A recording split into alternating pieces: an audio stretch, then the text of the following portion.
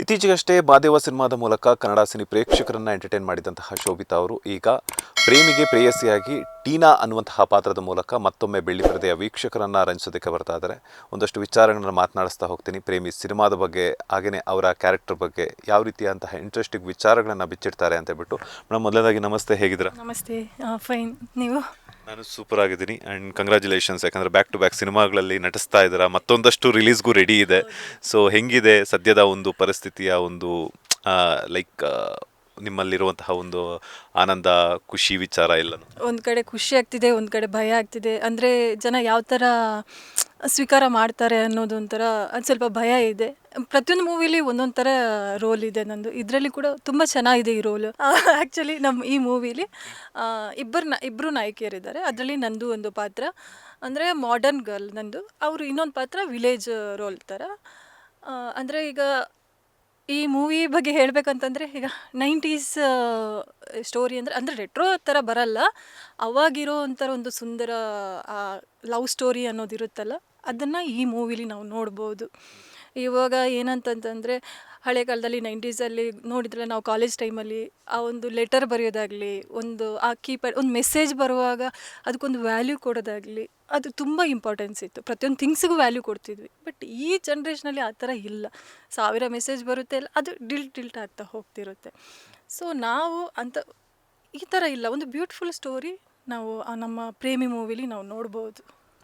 ಈಗ ಪ್ರೇಮಿ ಸಿನಿಮಾದಲ್ಲಿ ಎಂಡ್ ಕಾರ್ಡಲ್ಲಿ ಒಂದು ಮದುವೆ ಹೆಣ್ಣಿನ ಗೆಟಪ್ಪಲ್ಲಿ ಇಬ್ಬರು ಬರ್ತಿರಲ್ಲ. ಸೊ ಅದ್ವಿಕ್ ಅವ್ರು ನಿಮ್ಗೆ ತಾಳಿ ಕಟ್ತಾರೆ, ಅವ್ರಿಗೆ ತಾಳಿ ಕಟ್ತಾರೆ? ಅದು ಸೀಕ್ರೆಟ್ ರಿವೀಲ್ ಮಾಡೋಂಗಿಲ್ಲ. ಆ್ಯಕ್ಚುಲಿ ಮೊದಲೇ ಡೈರೆಕ್ಟರ್ ಹೇಳಿದ್ದಾರೆ, ನಿಮ್ಮ ರೋಲ್ ನೀವು ಎಲ್ಲೂ ಹೇಳೋಂಗಿಲ್ಲ ಅಂತ. ಸೊ ಅದೇ ಹೀರೋ ಕಣ್ಮುಚ್ಚಿ ತಾಳಿ ಕಟ್ತಾರೆ, ಯಾರಿಗೆ ಅನ್ನೋದು ಅಲ್ಲಿ ಸೀಕ್ರೆಟ್ ಆಗಿರುತ್ತೆ. ಅಲ್ಲ, ನೀವು ಕಟ್ಸ್ಕೊಂಡಿದ್ರಾ? ಹೆಂಗಿದ್ದೀರಾ ನೋಡಿ ನೀವು. ಇಲ್ಲ, ಅದೇ ಗೊತ್ತಿಲ್ಲ, ನೋಡಬೇಕು ಮೂವಿ. ಓಕೆ, ಈಗ ಟೀನಾ ಅನ್ನುವಂಥ character, so modern getup, so ಈಗಿನ ಜೆನ್ಸಿ ಕಿಡ್ಸ್ಗೆ ಯಾವ ರೀತಿ ಕನೆಕ್ಟ್ ಆಗುತ್ತೆ ಈ ಒಂದು ನಿಮ್ಮ ಕ್ಯಾರೆಕ್ಟರು ಅಂತ? ಕನೆಕ್ಟ್ ಆಗುತ್ತೆ, ಒಂಥರ ಬೋಲ್ಡ್ ಆಗಿರ್ತಾಳೆ. ಅಂದರೆ 2K ಕಿಡ್ಸ್ಗೂ ಲೈಕ್ ಆಗುತ್ತೆ ಅದು. ಅಂದರೆ ಪ್ಯೂರ್ ಆಗಿರುತ್ತೆ, ಅವ್ಳ ಲವ್ ಕೂಡ ಪ್ಯೂರ್ ಆಗಿರುತ್ತೆ. ಅಂದರೆ ಯಾವ ಥರ ಗೇಮ್, ಆ ಥರ ಫ್ಲರ್ಟ್ ಕ್ಯಾರೆಕ್ಟರ್ ಏನಿಲ್ಲ. ಸೊ ಅವಳದು ಒಂದು ವೇಯಲ್ಲಿ ಪ್ಯೂರ್ ಲವ್ ಇರುತ್ತೆ ಅದರಲ್ಲಿ. ಸೊ ಲೈಕ್ ಆಗುತ್ತೆ ಆ ರೋಲ್ ಕೂಡ. ಈಗ ಟ್ರೈಲರಲ್ಲಿ ಒಂದು ಕನ್ಫ್ಯೂಷನ್ನ ಹುಟ್ಟು ಹಾಕಿದ್ದಾರೆ ಡೈರೆಕ್ಟರು. ಇವ್ರು ನೋಡಿದ್ರೆ ಹಳ್ಳಿ ಹುಡುಗಿಯಿಂದ ಹೋಗ್ತಾ ಇರ್ತಾರೆ. ಸೊ ಈ ಮಾಡ್ರನ್ ಹುಡುಗಿಗೆ ಹೇಗೆ ಇಷ್ಟ ಆಗ್ತಾರೆ, ಎಲ್ಲಿ ಕನೆಕ್ಟ್ ಆಗುತ್ತೆ ಈ ಪ್ರೇಮಿ ಮತ್ತು ಪ್ರೇಯಸಿಯ ಒಂದು ಕಾಂಬಿನೇಷನ್ ಅಂತ? ಜೊತೆಗೆ ಇರ್ತಾಳೆ ಇವಳು ಕೂಡ. ಅವನು ಪ್ರತಿಯೊಂದು ವರ್ಕಿಂದಾಗಲಿ ಪ್ರತಿಯೊಂದು ಇವಳು ಜೊತೆಗೆ ಇರ್ತಾಳೆ. ಈ ಟೀನಾ ಅನ್ನೋ ರೋಲ್ ಕೂಡ ಜೊತೆಗೆ ಇರ್ತಾಳೆ. ಸೊ ಅದೇ ಇಬ್ಬರಲ್ಲಿ ಯಾರು, ಅದೇ ಟ್ರಯಾಂಗಲ್, ಅದೇ ಲಾಸ್ಟ್ ಸೀಕ್ರೆಟ್ ಅಂತ ಹೇಳೋದು. ನೀವು ಲವ್ ಮಾಡ್ತಿರ್ತೀರಾ, ಅವರು ನಿಮಗೆ ಲವ್ ಮಾಡ್ತಿರ್ತಾರೆ? ಎಸ್. ಯಾರು ಫಸ್ಟ್ ಪ್ರಪೋಸ್ ಮಾಡ್ತಾರೆ? ನೀವು ನೋಡಿ ಹೆಂಗೆ ಸೀಕ್ರೆಟ್ ಮಾಡ್ತಿದ್ದೆ. ನಮ್ಮ ಡೈರೆಕ್ಟರ್ ಅಷ್ಟೇ, ನಾನು ಏನು ಹೇಳೋಕ್ಕಾಗಲ್ಲ. ಮೂವಿಯಲ್ಲೇ ನೋಡಬೇಕಷ್ಟೇ, ಎಲ್ಲ ಹೇಳಿದರೆ ಇನ್ನು ಮೂವಿಲಿ ಏನಿದೆ. ಎಸ್ ಮ್ಯಾಮ್, ಈ ಕ್ಯಾರೆಕ್ಟರ್ ಬಂದಾಗ ನಿಮ್ಮ ಅಪ್ರೋಚ್ ಮಾಡಿದಾಗ ಡೈರೆಕ್ಟರ್ ನಿಮ್ಮ ಒಂದು ಹೆಂಗಿತ್ತು, ಅವ್ರಿಗೆ ಯಾವ ರೀತಿ ರಿಯಾಕ್ಟ್ ಮಾಡಿದ್ರಿ, ಅಥವಾ ಏನಾದ್ರು ಪಾತ್ರದಲ್ಲಿ ಏನಾದ್ರು ಚೇಂಜಸ್ ಮಾಡಿದ್ರಾ ಅಂತ? ಇಲ್ಲ, ಆ್ಯಕ್ಚುಲಿ ಡೈರೆಕ್ಟರ್ ಬಂದು ನನಗೆ ಆ್ಯಕ್ಚುಲಿ 8 ಇಯರ್ಸಿಂದ ಗೊತ್ತವ್ರು. ಅದು ನಮ್ಮದು 8 ವರ್ಷ ಫ್ರೆಂಡ್ಶಿಪ್. ಸೊ ಅವರು ಎಲ್ಲ ಪ್ರಾಜೆಕ್ಟಲ್ಲಿ ನಾನಿದ್ದೆ. ಅವ್ರು ಮೊದಲಿಂದು ಡಮ್ಕಿ ಡಮ್ಮರ್ ಇತ್ತು, ಅದರಲ್ಲೂ ಮಾಡಿದ್ದೆ.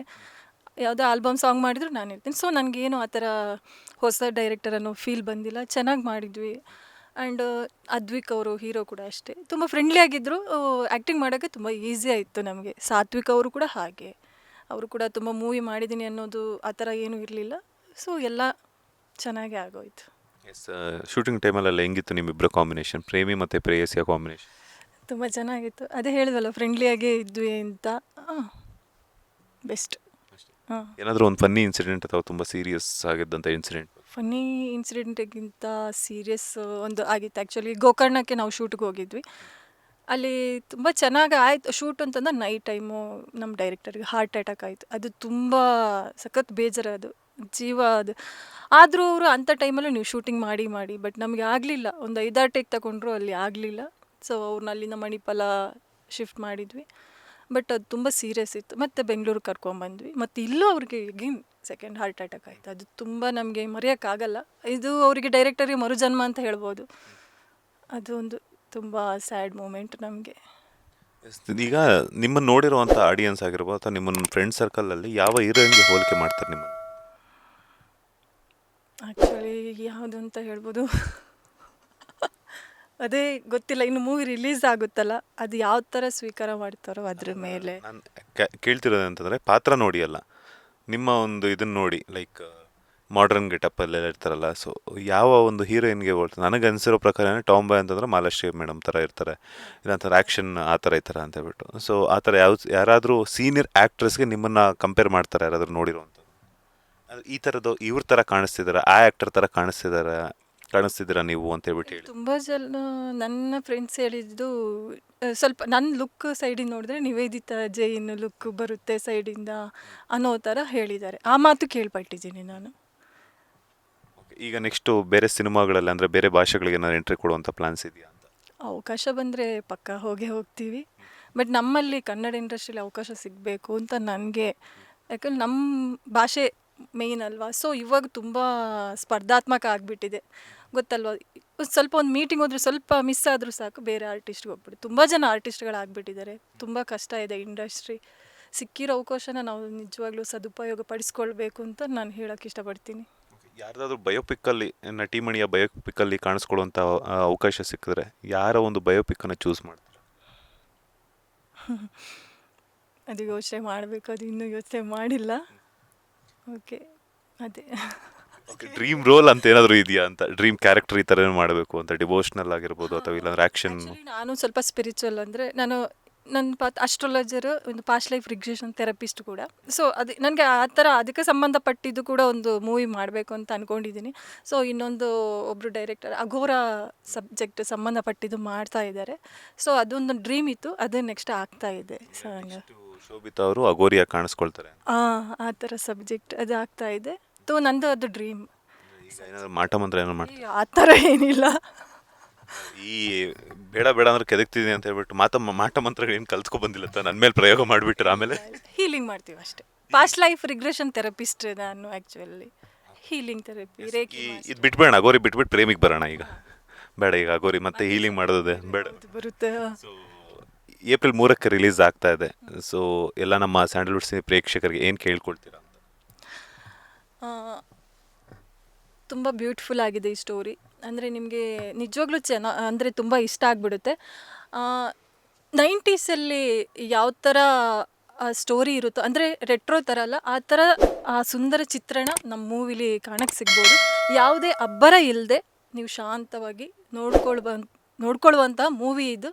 ದಯವಿಟ್ಟು ಥಿಯೇಟರ್ಗೆ ಬಂದು ನೋಡಿ ಸಪೋರ್ಟ್ ಮಾಡಿ ಅಂತ ಕೇಳ್ಕೊತಿದ್ದೀನಿ. Thank you.